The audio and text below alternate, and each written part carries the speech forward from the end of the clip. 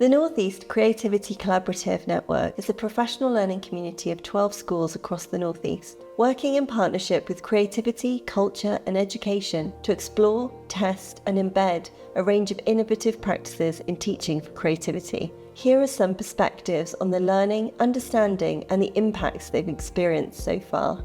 I think creativity in education is really important. It really creates engaging and dynamic learning experiences for the learners. We use a version of creativity called the Creative Habits of Mind. It's a framework we use to make sure that everybody's clear on what creativity means. So it's really at the forefront of everything that we do at Sunningdale. We really do value supporting our pupils to become creative thinkers. Because every subject is highly creative. Every teacher has to be creative in their understanding of pedagogy to be able to bring the best out of every child. If I went into a classroom, I want to see the children looking happy, being able to communicate effectively with one another and work either independently or work together, and being alive and curious and wanting to find out about things. So a bit more light in the eyes and a bit more engagement and a bit more asking why and how, and the students driving their own learning forward with their own curiosity a bit more. I think the teaching for creativity is important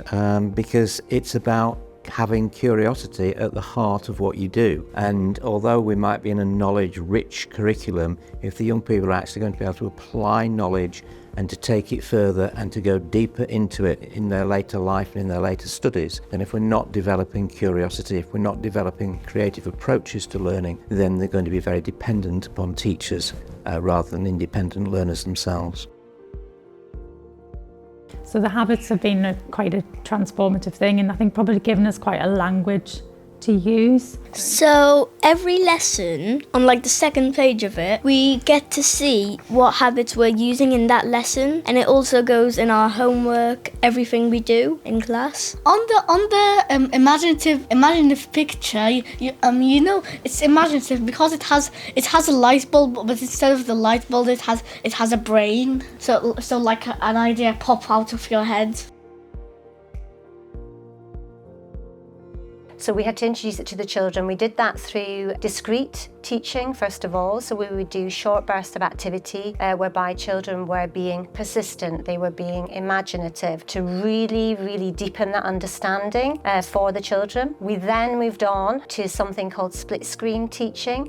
So teachers would then be teaching a lesson and it would have an objective. It could be a literacy objective, but running alongside it, it would then also have a creativity objective as well.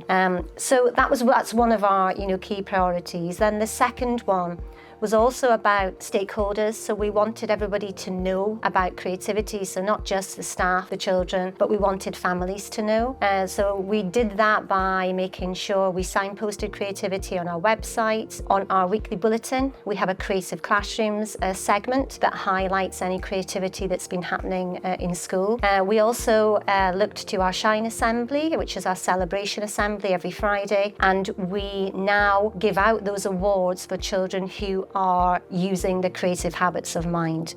We also did a lot of work, we are still doing a lot of work with governors, really, really important. So I presented to the curriculum committee to ensure that the governors had a really, really good understanding of what creativity is. We also invited governors into school for curriculum walks so they could see creativity in action. And then the final sort of key priority for us, again, going back to the children, and it's the children being able to recognise creativity in themselves, but also in others as well. And that's where the Young Creativity Champion role sort of comes into play. So that's something that as we go through year 3 as a school, we really want our children to be influencing how our lessons are designed. So that would be talking to teachers, talking to subject leaders to ensure that we've embedded creativity. As creative young champions, we will be confident, never give up, have meetings, help everyone, spot creativity and think outside the box. Mistakes are a sign that you're trying. As young creative champions, we need to be creative and imaginative, to be self-aware and self-believing, to be positive and persistent. And generally speaking, working with the creative practitioner has been absolutely fantastic. It's difficult at first because, again, you've got two people from two completely different backgrounds sharing ideas. One who's more secure with the knowledge of the national curriculum, one who isn't, but then at the same time, the practitioner has more expertise in really kind of promoting and prompting creativity. And a lot of it is a dialogue of ideas and kind of, some ideas stick, some ideas go, but it's all about refining the creative ideas from the practitioner with the curriculum knowledge that the children need to learn from me, and kind of finding a happy medium there. I wanted the teachers to generate their own inquiries that they could answer. Instead of being professional development where it feels like it's being done to the teachers, they develop this real sense of ownership about it being a very specific circumstantial problem in their classroom that they've identified, and they're able to make some kind of action or gesture in the class, whereas they can try and fix that themselves. As a network, we trust each other to not, as opposed to be a curious friend, not a critical friend. It's about being able to share good practice, learn from it, and then consider how it can be applied but not replicated in your own setting.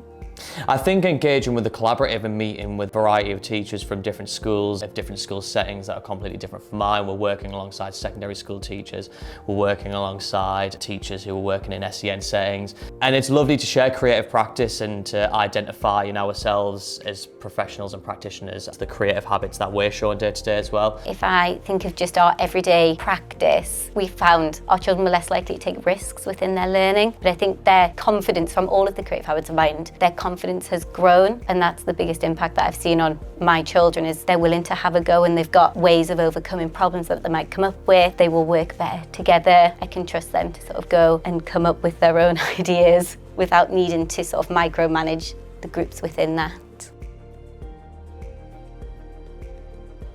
What is it that we want children to be able to leave school with? They will leave with a suite of exam results, just like every other child in the country will. But what else? And if it's, well, actually we want them to be good team players, then what have we done to develop that? If we want them to be good inquiry-based learners, what have we done to develop that? So that's the advice, find ways to map it across your curriculum to say, we will really encourage children to be better at this. And as a result, they'll be better off because of it.